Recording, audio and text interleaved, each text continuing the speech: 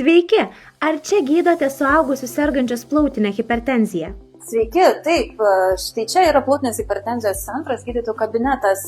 Plautinės hipertenzijos centre dirba labai daug gydytojų, skirtingų specialybių. Aš esu docentė Deimantė Hupanot pulmonologė, o mūsų plautinės hipertenzijos centrui vadovauja profesorius Skaidrius Miliauskas. Koks pagrindinis jūsų centro tikslas?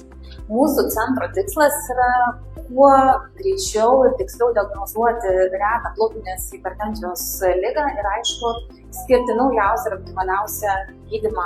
Kaip atrodo jūsų darbo diena centre? Centro diena, kaip ir visų gydytojų, yra labai įvairi ir dinamiška. Matome skirtingus pacientus, stengiamės atlikti kuo daugiau ir tyrimų, kad galėtume diagnozuoti šią patologiją. Dalyvaujame konsiliumuose tiek skyriuje, tiek multidisciplininiame plautinės hipertenzijos konsiliume. Kokios pagrindinės taisyklės laikotės darbe? Iš tikrųjų, manau, pagrindinė taisyklė tai yra pagarba. Pagarba pacientui, pagarba kolegoms ir tobulėjimas bei mokymasis. Kokie pagrindiniai centro ateities planai?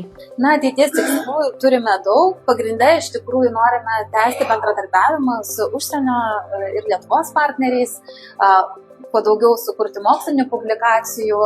Ačiū labai, viso geriausio. Viso geriausio.